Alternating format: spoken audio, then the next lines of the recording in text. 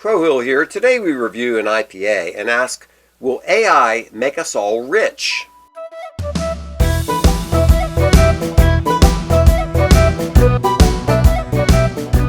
Hey, good evening, Pigweed. Good evening. How about some beer and conversation? Okay, that's a great idea. So what are we drinking This here? is this crazy IPA with grape juice in it. IPA with grape juice. All Yeah. right, that All sounds right, pretty yeah. good. What's on your mind? So, I'm worried about my retirement. I don't think I've saved enough for retirement. And, I've saved, but not as much as I should. Hey, I know what you're talking about, It's brother. hard. It's hard to know like how much. But Right. the good news is Yeah. AI is coming, and it's going to make everybody wealthy. So, why bother saving? Exactly. I mean, why do I need to save for Save retirement? for what? If Because everything's free. everything's going to be free because it's going to be robots doing everything for us. And no scarcity. We don't have to work, and no scarcity. Everything is taken care of by AI and by the robots. And I can take up watercolor painting. Yeah, exactly. And we can just sit around and talk about philosophy and things, and we don't have to worry about any of that. Yeah, because this is $14.99 for a 6-pack of these beers, and in the future. In the future, it's not going to cost anything. You're just going to walk in and say, "Give me a 6-pack." Well, what is it? All right, what is this thing? It has a reddish tinge to it. Sure does. Yeah. So it's Dogfish had 61. So they 61. they do Dogfish had 60-minute. They even have a 30-minute. I think they have a 45-minute now. Okay, right. So yes. And a 120-minute. Yeah, 120. Right. Boy, that one's strong. That's yeah. a beautiful beer. So 61. I guess 61 minutes. We don't know, but it's probably the regular 60-minute plus this grape juice. Yes, and what kind of grape juice are we talking about here? Pinot Noir. Yes, Pinot Noir, which is what, a California red. Yeah. And as you pour it out, there's a little. You can see basically the color of the can. Yeah, you right? can see a little bit of that red kind of tinge a in here. pink hue. Yeah, it's a slightly strange color for an IPA. All right, so I'm expecting. Go ahead, get in there. I'm expecting a 60-minute with a dash of fruitiness. What does it say? Interesting. With some fruity complexity. Yeah, I'm not getting fruitiness. I'm getting a little bit of red wine dryness out of this. I'm not tasting fruity. I'm tasting like it's just very dry on the back door. It is. It's like I like red wine, and I like bold, big red wines. I don't like the sweet ones. So what I'm getting here is a little bit of the dryness of a sharp red wine. That's not what I thought the grape juice was going to do. Exactly. I didn't think that at all. I thought I was going to get a fruity flavor, and I'm not getting a fruity flavor. It isn't. So it's very dry. It is dry. I like it. That's very interesting. Because I'm not one for wanting a fruity flavor in my beers, generally speaking. So that is an interesting twist. Contributes something here. So it's just part of the small batch series, probably limited release kind of a deal. Yeah. And well, there you have it. All right. That's kind of cool. I'm gonna have to try that again. So we have been told by people, really stupid people, like Elon Musk. Yeah. What does he know? What does he know? The genius. We've been told that there's no reason to save for retirement. That AI abundance is going to make everybody wealthy. AI plus robotics is going to eliminate scarcity. So they will farm. It will farm by itself, I guess, with such. Imagine this. You've got the machines that are planting and picking and everything else, but it's also sensing the air. Yeah. And there is a spore. It develops the counter for the spore. Exactly. You know Whenever there's a threat to the plant, something starts to invade it immediately. Before it can be an actual do damage. It goes out there and sprays all the plants to get rid of that, and So that's just. And there's nobody out there farming. on a tractor. It's just the automated tractor going out there doing all this work. So that is just for one field of corn. Imagine that for basically any product you can think of. Everything you can think of. So from harvesting trees and making furniture, that's just going to be robotics. And when we say robotics, everybody pictures like a human looking Optimus. But that's not, most robots don't look like humans. Yeah, right. I mean, if you see an assembly line at a car place, it's Exactly. just arms and yeah, exactly. So a lot of robots won't look like humans, but they'll be doing the work of a human. And so if AI is doing all this robotics plus AI, and it's figured everything out, it knows exactly the right way to grow the wheat and the barley and the corn and everything else, knows how to raise the pigs, knows how to raise the chickens, it's doing everything. Nobody's doing anything. And all this stuff is free. And so what you need money for is an economy built on scarcity. Mm-hmm. And if there's no scarcity, then there's no need for money. And then we have to reimagine what economy means. Right. And we will have universal high income. So this gets us to this idea of an economy with no money, gets us to Star Trek, because in Star Trek there's this idea that you have all this abundance because they have this amazing machinery that can do everything. You push a button and you get a sandwich with a Coke, and they don't have any money. They don't have to work. Everything is provided for them. So that's the kind of future that Elon Musk seems to be envisioning. Some place where you just go up to a machine and you push a button and you get your sandwich and you don't need to pay anything. All right, well, it sounds lovely. It sounds beautiful. From one perspective, it sounds beautiful. There's also, from a strictly, having your material needs met kind of a way. Yes. Now, my father loved this saying, a man's reach must exceed his grasp, else what's a heaven for? Okay, that's a good one. The idea that you have to be striving for something, or like what's the point of your life? It's built into our very nature. Yes. And so, for that to come, assuming this is actually happening, mm-hmm. You want to do, what you want to do first? You want to say what the consequences of such a world looks like, or the flaws in the thinking of the. Well, so why don't we try to paint Musk's vision as positive as we can? So it's clearly true that AI is getting smarter and smarter all the time, right? Yeah. I mean, it's pretty amazing what AI can do. And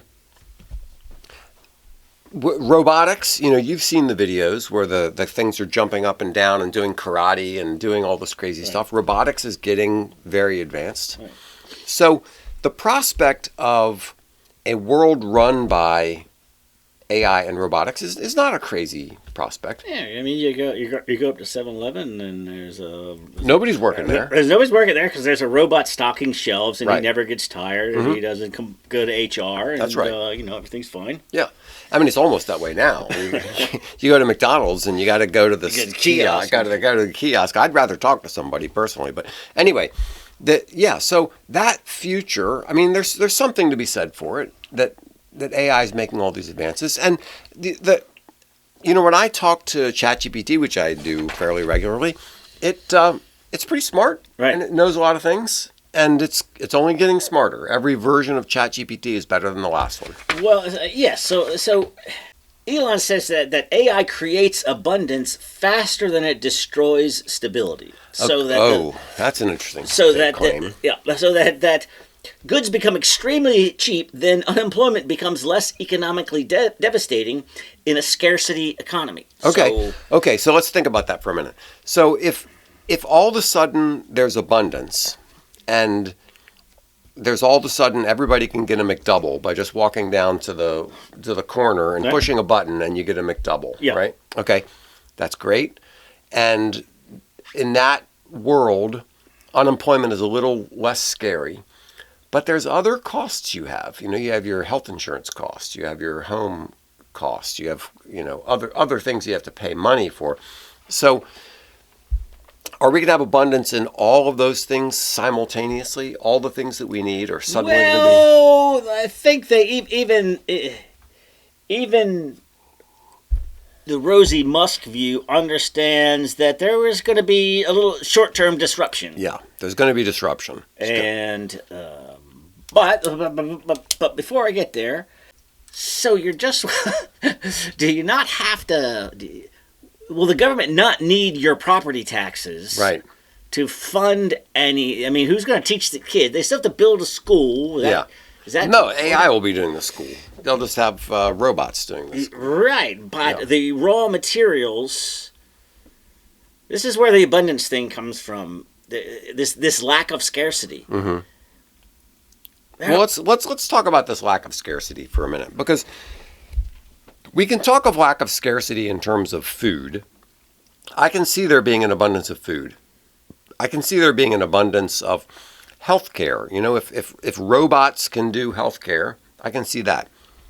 There's not going to be an abundance of places to sit at the beach in Miami. But even back to say food or how about clothes? Mm-hmm. There's still cotton isn't free. I mean, are they thinking that we'll be able to grow cotton to such with such abundance that jeans become free? Yeah, I think my biggest problem with this thing is not imagining this future. I can imagine the future. What I can't imagine is how we get from here to there, because right now, farmers own the land where cotton is being grown. Yeah. Right, and people own the livestock that's being turned into a McDouble. Yeah. And people own, like, all these things. Right now we have all these people own things, and there's property rights, and there's all this, and what Elon is talking about is a future where none of those things exist. Yeah. Where the AI just goes out and grows cotton on a field because it owns it or something. In space. Right. Somewhere in some strange view. But then the problem is, how do we get from this point to that point? And when people start losing their jobs to AI, how are they going to pay for it? By the millions. By the millions. Let's take just self-driving trucks. There are, I think, 3 million truck drivers in the United States, mostly men. And if all of a sudden there are these self-driving trucks, and 3 million men are laid off in one single industry, right? And just in that industry, 3 million men are suddenly unemployed. What are they going to do? Like, Elon's future of AI abundance hasn't happened yet. All that's happened is 3 million people have lost their jobs. So, and then it's going to happen to customer service representatives. What about let's just stick with one thing. Yeah. Just like you said. Okay. It's a good idea. What about the AI tax on that one industry that will then go towards the displaced truck? Exactly. So that's the universal basic income model, where, okay, yes, AI will displace jobs, but what will happen is we'll tax the AI, and then we'll take the gains from that more profitable way to do things, and we'll use that to pay the truck drivers. Okay. Hey, don't do that. You knocked our thing around here. All right. So I've got a serious problem with that, which is the AI going to be simultaneously making things more efficient and cheaper and paying the tax? Right? Like, how's it doing both of these things? It's supposed to be reducing the cost and making everything abundant and cheap. Right. But at the same time, it's paying the tax to support the 3 million laid off drivers. Right. Which, even before AI, cost saving is for a reason. Yes. Like, so that you don't have to pay the guy. Now, I got to pay the guy anyway. Exactly. So here we are. Here we are. We have the Pigweed and Crow Hill Shipping Company. Yeah. And we've got 25 drivers. And somebody comes along and says, I can get rid of all those drivers, and I can give you self-driving trucks that cost 1/10 as much. Right. I mean, they're expensive, but they're not as expensive as all of those drivers. They're not as expensive as the drivers. So we get the self-driving trucks and we lay off our 25 drivers, but now we've got to pay those drivers anyway. Yeah, that's not a model anybody's going to get It doesn't on board make with. any sense at all. And I don't understand why somebody as smart as Elon Musk doesn't see the contradiction and the problem in that kind of a model. So years ago, I saw this. It was like a list of just terrible predictions. Yeah. And I was like, oh my God, this is it. This is going to be when I no longer have a job or need a job, I'm going to write this book. Yeah. About the terrible history of predictions. Yes. And it said, in the future, everyone will be independently wealthy. And I was just like, there's something really wrong with what you're saying here. It doesn't make any sense. Because what does wealthy mean? It only means something being rich is in comparison to somebody else. Yes. It's like if I went back in time with $1,000 to the year 1500. Right. Okay, I would be super rich. Yes. But here I'm not because it's compared to people with a lot more money. That's right. So this idea of everybody being rich, it's like, wait, what are you thinking? We're all going to be rich. So we can't all be rich. So the universe. How about this? We're all going to be tall. What does that mean? Right. So we might as well all be short. Exactly. Listen, but yeah, if we're all a certain height, then we're all equally tall and all equally short, right? So, which is what this thing is. So we all have $500,000 in our universal basic income. That means we can all go buy a $100,000 Mercedes. Guess what? That Mercedes instantly becomes $1 million Mercedes. Right. Yes, the whole economic model makes no sense to me whatsoever. How this is going to, and as I said before, I can envision this model somewhere in the far future, where after the catastrophe, exactly, after 100 years, of horrible devastation and people being out of work and everything else, and we finally figure out, okay, this is how this is going to work, where nobody has any more property rights and nobody has any money. Okay, I can see that, but I don't see how we get from here to there. It's a calamity. So this. Because this redistribution requires one of two things, and tell me what you think, how you like either of these. All right. We rely on the kindness of corporations to voluntarily redistribute their massive wealth, or trillions of dollars. Such a good history of that. That's a good idea. Yeah.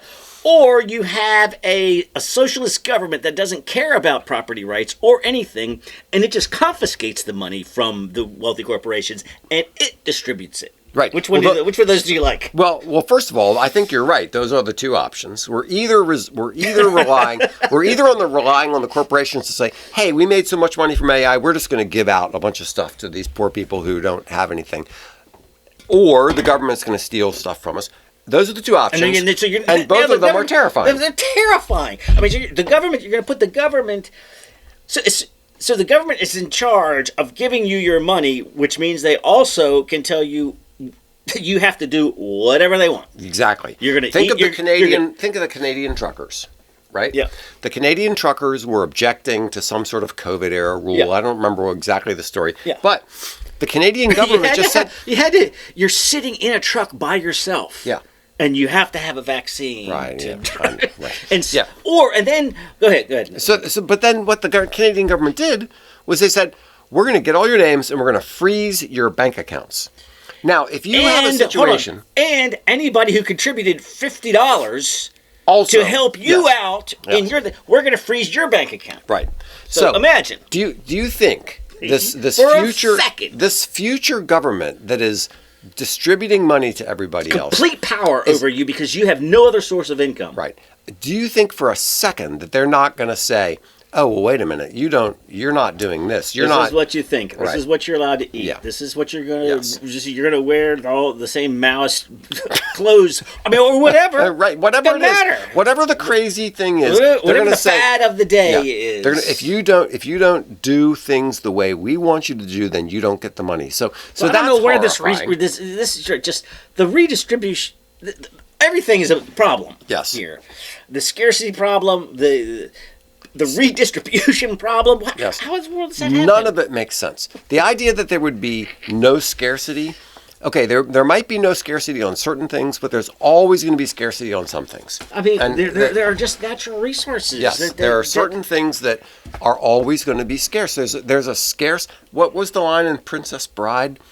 There's a shortage of perfect breasts. Remember when she's about to kill her, Princess Buttercup is about to kill herself, and Farm Boy says there's a shortage of perfect breasts. So it would be a shame if you ruined yours. There's always going to be scarcity of something, right?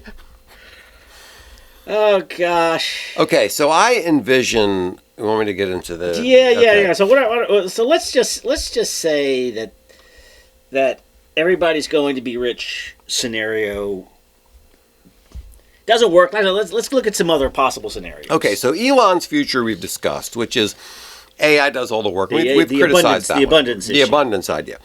So then there's the conspiracy theory. AI ends up serving the needs of a small group of elites. Yeah. Right? Because think of it right now. You own all the farmland, and you've come up with a way to cut back on. You don't have to pay farmers anymore. You've got robots doing the work. Yeah. You've got okay. So now you own all this farmland, and you can do all this stuff to make wheat cheaper and cheaper and cheaper. What's going to make you share that with anybody? AI is going to. So now you're going to have your AI perimeter guard, right, keeping the starving masses from just coming in. Exactly. So what the AI has done is made the people who own the means of production, the land, the everything else, they become fabulously wealthy. But all the farmers are out of a job, and they're gone. So that's one future where a small group of elite get all the benefits from AI. Everybody else is out of a job and poor, and sooner or later they say.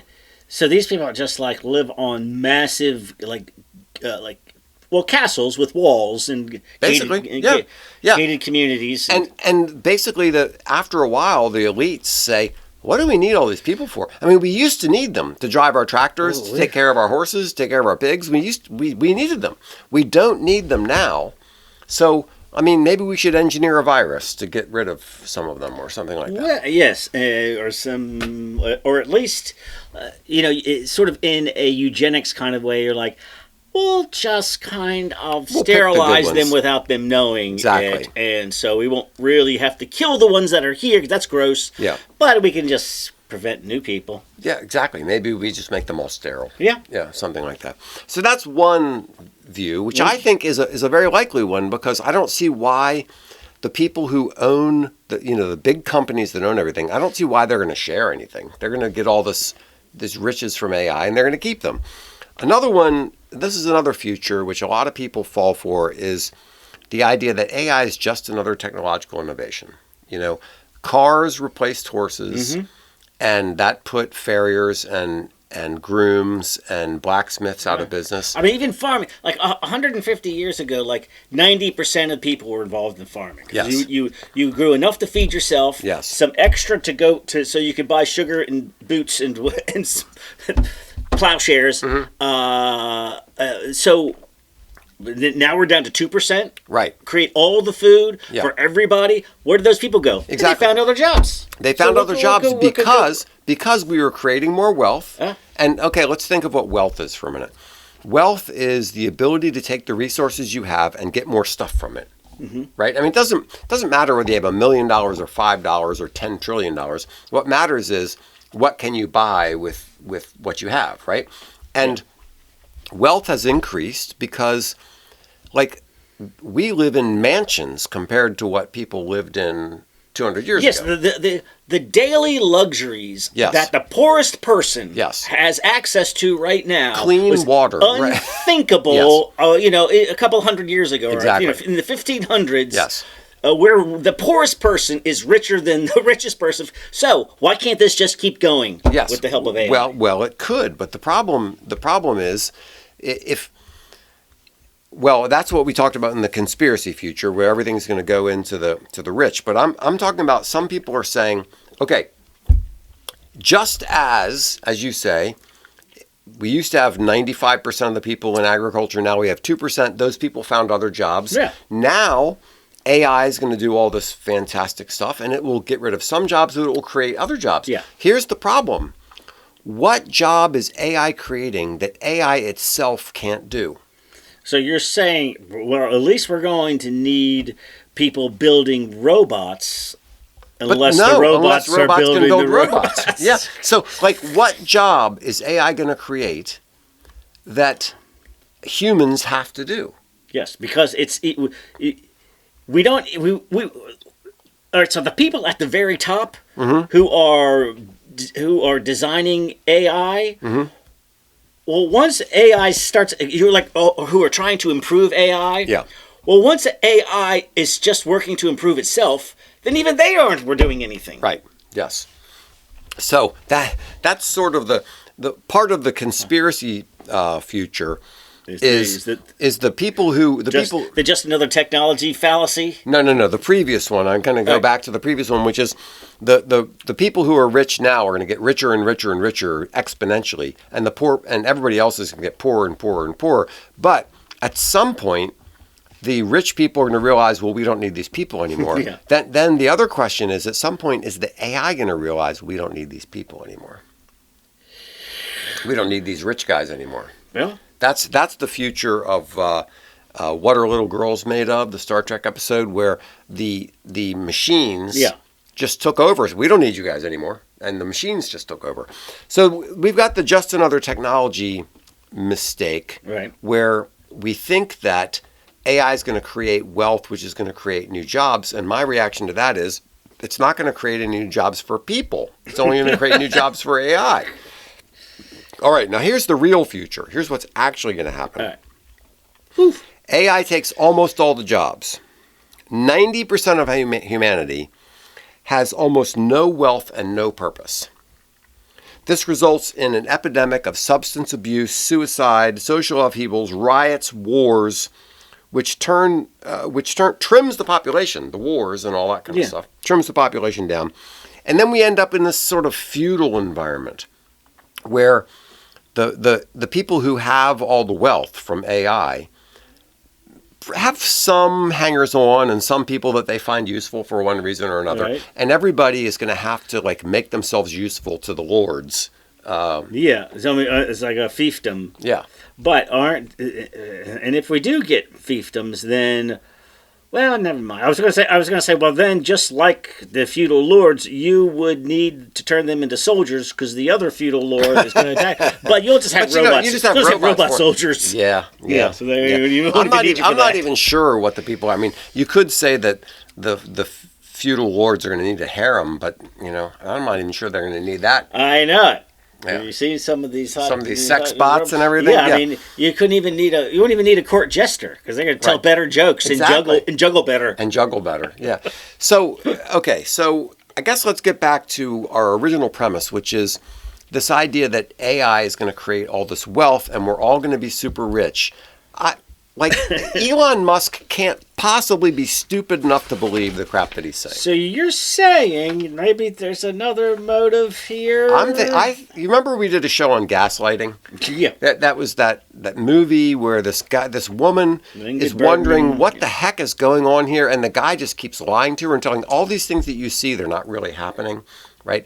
Well, gaslighting came out of that. The phrase gaslighting came out of that movie. Right. I wonder, is Elon just gaslighting us? He's just trying to distract us. To prevent panic? To prevent panic and or to prevent humans from saying, let's put a stop to this.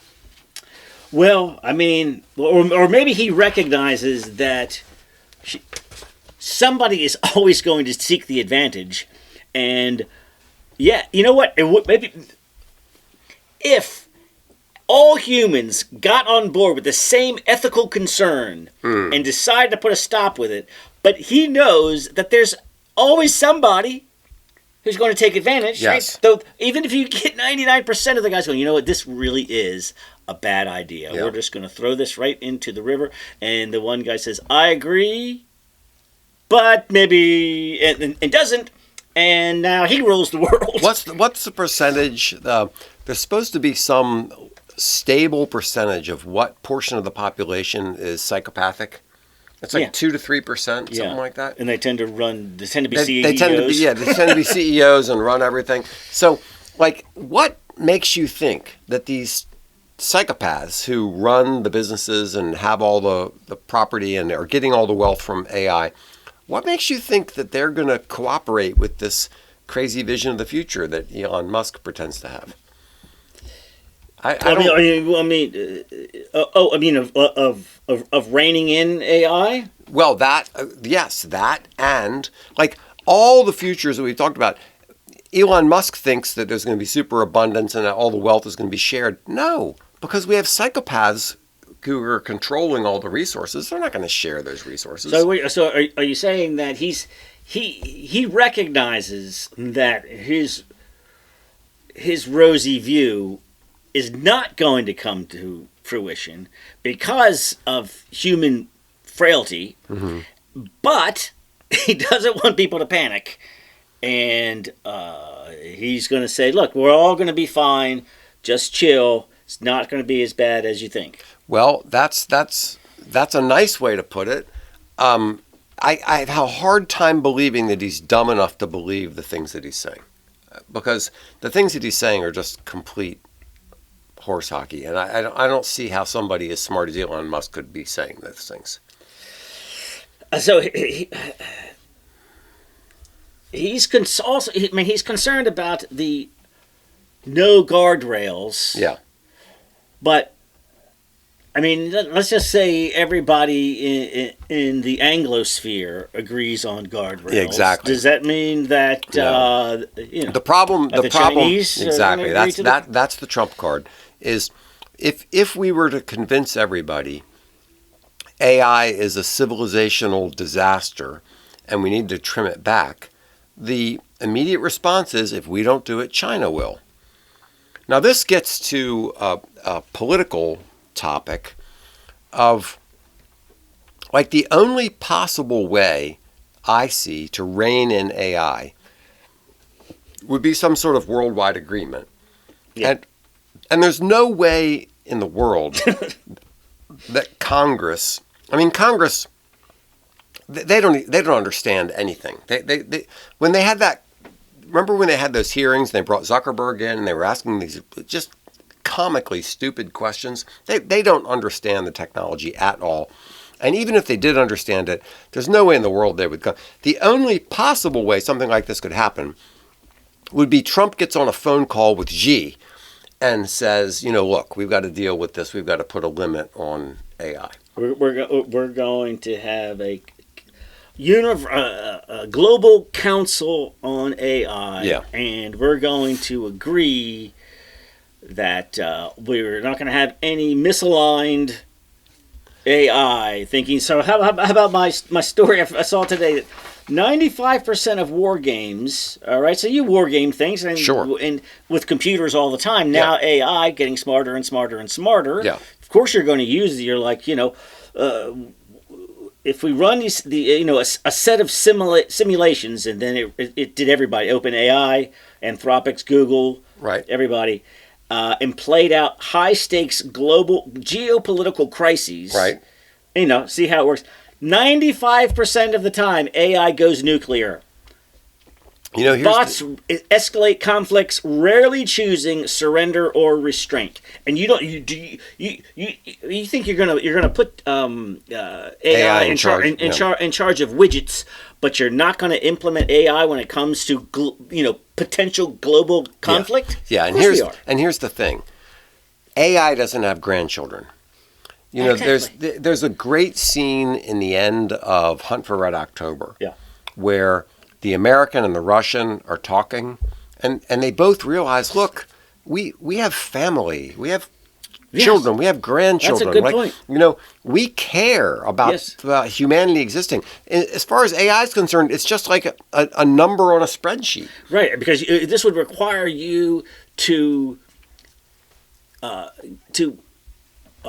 program AI Yeah. to have compassion for Right. human beings. Yeah. But like you're saying, if the Chinese don't program theirs, We're not going to program ours. That's right. you know what I Yeah, mean? that's Or, right. or we're going to lose this conflict, and Yeah. because Yeah. So if you were trying to establish a moral AI, right. you would go about it radically different from the way they're doing it Because now. we're already seeing the wokeness Yes. of Yes. AI. So it's Yeah. already got whatever biases Unfortunately, that's the way that the idiot programmers in San Francisco Yes. think of morality. They think of it in terms of wokeness, and there are much deeper foundations of morality. Things like compassion and things like caring about grandchildren and other Yeah. kinds of things that if they really wanted to make a moral AI, they would have gone that direction, but of course they didn't. They're just trying to make something that's able So to do. you need, I mean, what Musk is saying, you need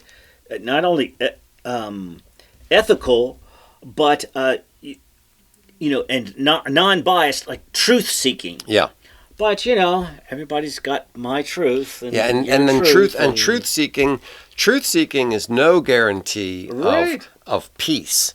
Because Right. there's a lot of true believers in this, that, or the other thing who would rather see the world destroyed than have their ideology not come Right, to because fruition. if your truth is a peaceful planet, well, it might be a planet without human beings, and you're like, and it's very clean. The robot world is going. I mean, I'm just doing what you told me to do. That's right. I don't have any malice against human beings, but if the goal is that human beings are destroying the planet. And I'm programmed to do what's best for the planet. Not get rid of the human beings. That's right. In C.S. Lewis's book, That Hideous Strength, it imagines this future where everything is very pure. It's very clean. It's just basically all rock. There's no biological stuff whatsoever. Like Mars A is very, very very, peaceful. very, yeah, exactly. Mars is quite peaceful. So I saw another one, besides saying you don't need to save for the future because, that's going to be taken care of. Yeah. Another guy said, he said, if people who live 5 more years can look to be living 120 or 140. Because AI is going to just solve all of our health problems. Yeah. Even assuming that's the case, Yeah. then who's paying for these people? Exactly. We already have a problem with old people living longer than we expected them to. And while I'm not looking forward to dying, if you told me I had another 80 years, I might be like, what's the planet? I mean, I'm already finding the world's already close to unrecognizable to the world that I grew up in. Yeah. What is it going to look like 60, 80 years from now while I'm not working for these 60, 80 years? Right. And having robots deliver you your McDouble every day. Maybe, now what they'll have is maybe just, in Soylent Green. Oh, yeah. I think it's Soylent Green is the one where there's only like one tree left. And at the end of your life, you stand this long line and you get to sit and listen to beautiful music and watch this movie of how beautiful life used to be, stare at this one tree before they knock you off. So that's what it'll be like. It'll be, we'll put the Canadians in charge because they love their euthanasia. Yes, they do. And so it'll be like, all right, we can't have people living that long. So everybody will be suffering. Yeah. Everybody will be, because it's a terrible world. But if we'll give you 5 years in this old folks' home, which is a nice resort. Yeah. But of course, at the end of that, Yeah. you're done because we don't have any use for you anymore, Right. and we need we need fake issue. volunteers. That's the issue that none of these futures are really looking at seriously, which is once AI is doing everything, what do we need all these people for? Why do we need 8 billion people, right? And I think a lot of people, at the Bill Gates, Elon Musk, Mark Zuckerberg level, are asking that very question. Why do we need 8 billion people? Wait a minute, I know why. That video I sent you about Elon Musk. Oh, that's a great point. So this Yes. video, Yeah. I, in the first 2 seconds, I'm like, gosh, Elon looks terrible. He does. He's right. looks really rough. But it's Elon like 30 years from now, and he is looking rough. And who else? It's Altman. Who's the third? There's The a third guy, what? kind of fat. I don't remember. I don't know who he is, but another one of the tech Open bros. AI guys, Yeah. Sam Altman in a third guy. So anyway, they're in the future. They look terrible, and but they're going. Human beings have lost their sense of purpose. They don't Because they don't have jobs anymore. They don't have any purpose. Right. So and then you see a bunch of really fit people on treadmills and bikes and rowing machines, Right. to find out that what are they doing? They're generating power for the AI, which it's so good. It's so I mean, so many levels. yes, it's so good because right now there's a huge problem with feeding the power to the AI. The data because they're centers. building the data centers and they're starting to say, look, the data centers have to have their own source of power. Well, their own source of power is going to be all the people they've laid off. Oh my God! It's doing rowing machines. You have a job. Instead of sitting around being a fat ass, you're getting in shape. Yes. And you're serving your digital overlords. Yes, exactly. And everybody, it's working out for everybody. That's what we now need. You have a sense of purpose. Oh, gosh. You're staying in shape, and you are providing a valuable service. Because otherwise, AI would just kill you. Okay, But- here's what we need to be looking for. What we need to be looking for is a cultural shift where, back in the feudal days, people would have a loyalty to their lord, Yes. right? I'm doing this stuff for the lord. I'm fighting these wars. Yeah. What we need now, there's going to be a cultural shift towards regular people having some sort of sense of fealty and duty and loyalty to their AI masters. Wow, I like it a lot. I mean, I don't. But But it's conceptually. That's. Now, what we haven't even discussed, I mean, we've gone through all the horrors of this AI future. What we haven't even discussed is the Terminator